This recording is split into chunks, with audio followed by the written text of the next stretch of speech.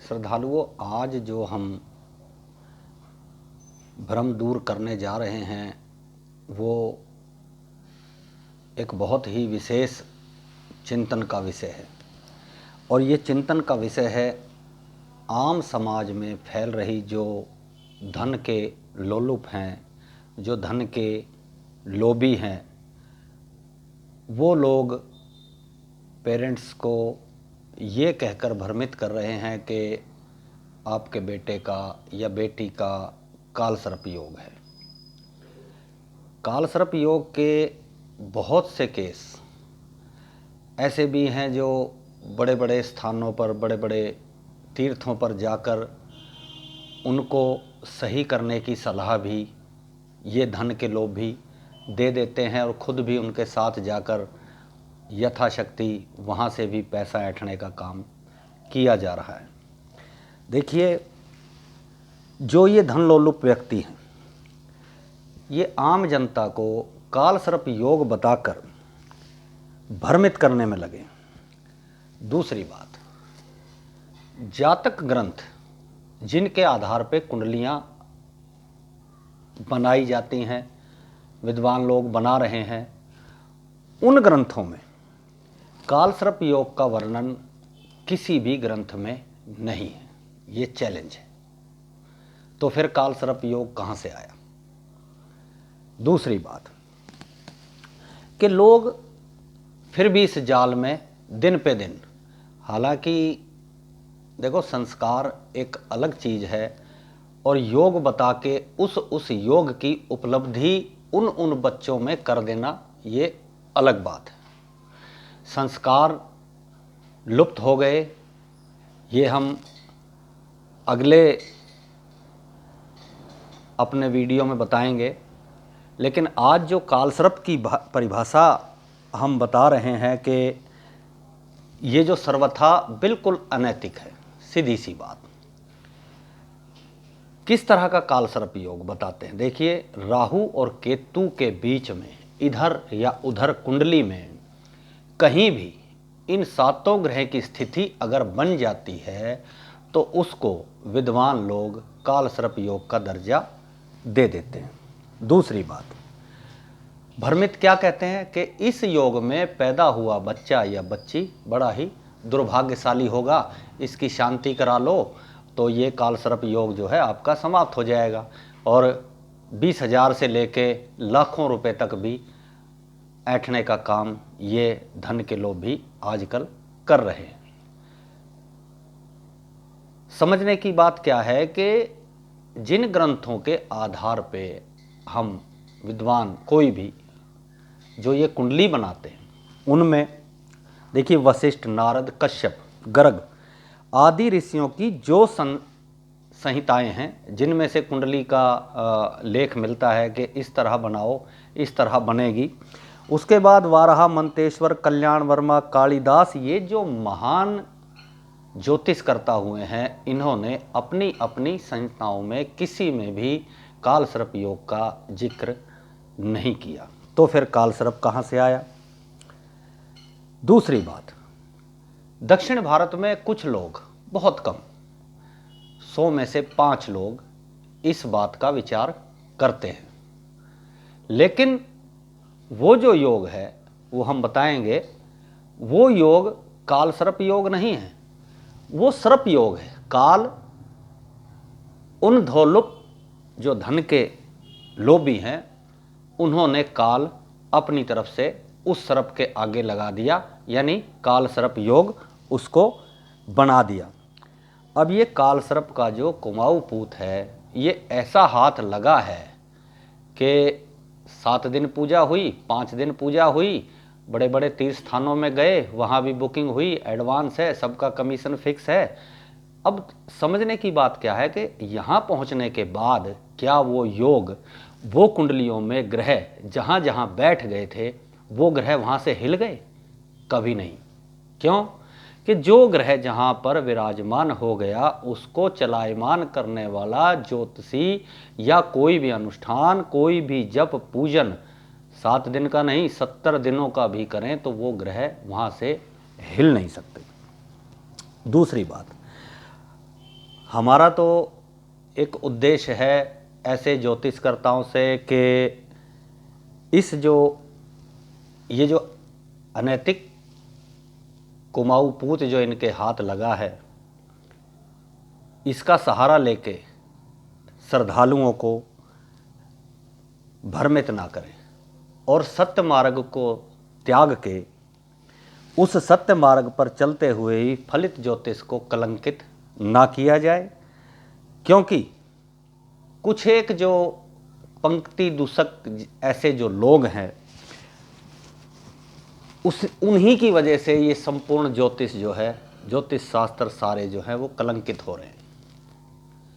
देखिए, ज्योतिष में कहते हैं कि बल नहीं है, ऐसा नहीं है। ज्योतिष तो अपने आप में युगों युगों से पूर्ण था, युगों युगों से पूर्ण है और युगों युगों तक पूर्ण रहेगा। लेकिन लूटने वाले लोगों ने इस ज्योतिष को व्यवसाय बना दिया, खराब कर दिया। दूसरी बात, कोई भी ग्रह, हम कालसर्प योग की बात कर रहे हैं, कोई भी ग्रह, श्लोक भी है, जो ये अनिष्ट की आशंका बताने वाले हैं, उन ग्रहों का भली भांति विचार या तो करते नहीं या जानते नहीं। एक श्लोक है, अनेक होरा तत्तज्ञ पंच सिद्धांत को विदा उहा पोहो पटु सिद्ध मंत्रो जानाति जातकम। अब इनमें से वो ज्योतिषकर्ता कितना विद्वान है, पहले तो ये माँ बाप को देख लेना चाहिए। अनेक होरा तत्तज्ञ यानी कि जिन होराओं पे हमारे पंचांग, हमारे शास्त्र बनते हैं, उन होराओं का जानकार हो, विद्वान। फिर कहता है, ज्योतिष कहती है कि चलो कोई बात नहीं, ऐसा जानकार नहीं हो, पंच सिद्धांतों का तो जानकार हो। अब सिद्धांत कितने हैं? 5 सिद्धांत हैं, उनमें शाखाएं हैं, उनका जानकार हो। चलो, फिर कहते हैं कि ये भी ना हो, उहा पोहो पटु हो। उहा पोहो पटु यानी कि कोई कुंडली अगर किसी बच्चे या बच्ची की देख ली तो उस कुंडली पे विचार करके अपने गुरु से, अन्य दूसरे विद्वानों से सलाह करके तब यजमान को बताए कि ऐसा संभव है या नहीं है। चलो, उहा पोहो पटु भी ना हो तो फिर कहता है सिद्ध मंत्रो जानाति जातकम, के ऐसा कोई मंत्र सिद्ध हो कि जो बता दिया वो बिल्कुल अटल हो, उसी को कुछ बताने का अधिकार है। ऐसा नहीं कि लाओ जी कुंडली में अभी देख के बता दूं और ये तो बड़ा भारी कालसर्प योग में है, इसके तो बड़े अनिष्ट होने वाले हैं जी। नहीं, ऐसा नहीं, ऐसा कदापि करना ही नहीं चाहिए। दूसरी बात, जो श्लोक आम अनुष्ठानों में, आम पूजा आदि पाठ में श्लोक है, सूर्या सौरम मथे इंद्रु छंद मंगलम मंगला सद्बुद्धिम से बुद्धो गुरुश्च गुरुताम शुक्रा सुखम सनसनिया राहुए रे बाहुए बलम गुरु सत्तम केतवम कुलशंति ग्रहा नित्यम प्रीतिकरा भवन्तु ममते सर्वा अनुकूला ग्रहा। यानी कि सूर्य भगवान सभी शौर्य हमें प्रदान करें। चंद्रमा मन का कारक है, उच्च पर पद जो है वो प्रदान करे। तीसरा जो मंगल ग्रह है वो मंगल कार्य हमारे सिद्ध करे। बुध सद्बुद्धि हमें दे। फिर कह रहे हैं कि गुरु जो है श्रेष्ठता प्रदान करे, शुक्र सुख शांति का दाता है, और शनि सन सनिया, सब कुछ रिद्धि सिद्धि आदि शनि देने वाला है। राहुए रे बाहुए बलम करो, राहु बाहुओं में बल प्रदान करे।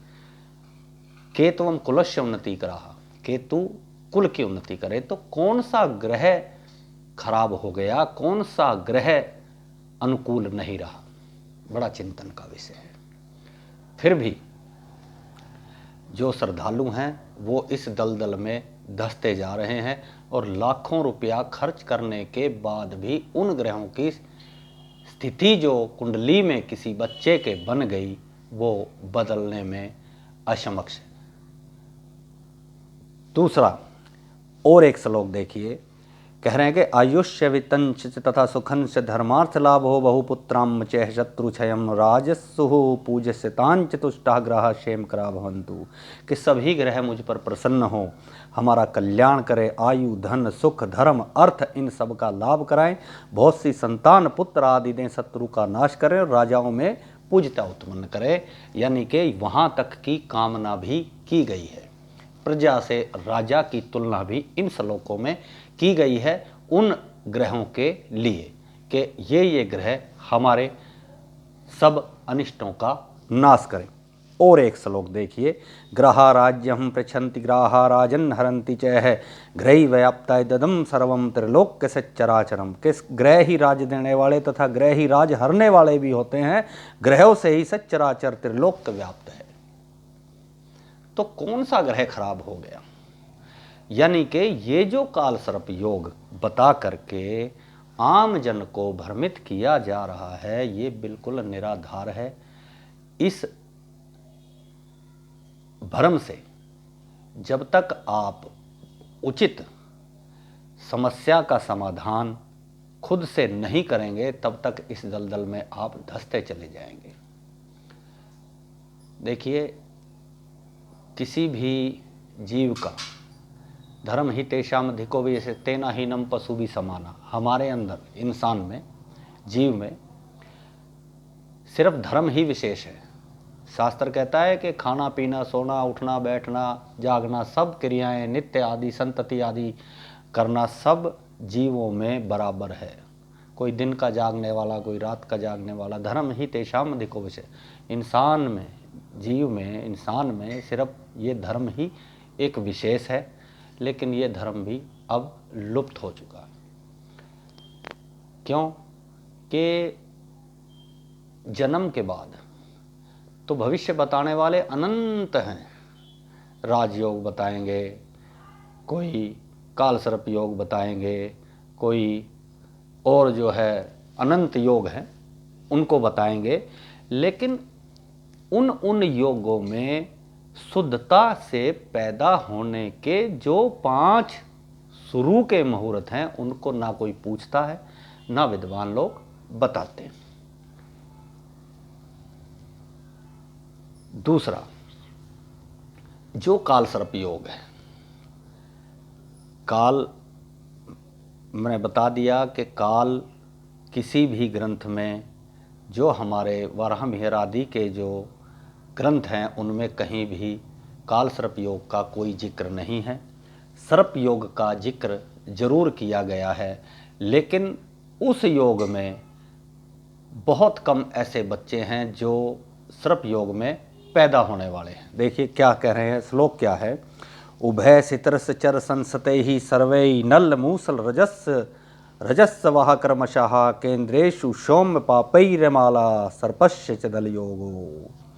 यानी कि कुंडली के अंदर अगर संपूर्ण ग्रह द्विस्वभाव राशियों में हो तो नल योग बनेगा। दूसरा श्लोक में कहा है कि शिथिर राशियों में हो तो मूसल योग बनेगा। तीसरा बता दिया कि चर राशियों में अगर संपूर्ण ग्रह हो तो रज्जु योग बनेगा, केंद्र में हो तो शुभ ग्रह हो तो माला योग बनेगा। तीसरा बता दिया सर्पस्य दल योग हो, कि सभी पाप ग्रह यदि केंद्र में हो, समझ लेना, फिर बता देता हूं, सभी पाप ग्रह अगर केंद्र में हो, यानी कि 1, 4, 7 और 10 का जो कुंडली में भाव है वो केंद्र का भाव बताया गया है। इसके अंदर अगर सभी पाप ग्रह होंगे तो सर्प योग बनेगा, ना कि काल सर्प योग बनेगा। मेरी आपसे ये प्रार्थना है कि इस काल सर्प योग का जो कमाऊ पूत कुछ लोगों के हाथ लगा है, इस भ्रम से बचें और ऐसे ऐसे योग में पैदा हुए बच्चों को दुर्भाग्यशाली ना कहकर उनके सभी अनिष्टों का निवारण करने की भगवान से प्रार्थना करें और उनको दुर्भाग्यशाली ना मानते हुए परमपिता परमात्मा का आशीर्वाद और अपने कुल की संतति मानते हुए उनको सर्प योग का हवाला ना देकर सौभाग्यशाली और अपनी संतति का उच्चाधिकारी मानकर उनका मान सम्मान करें। प्रणाम।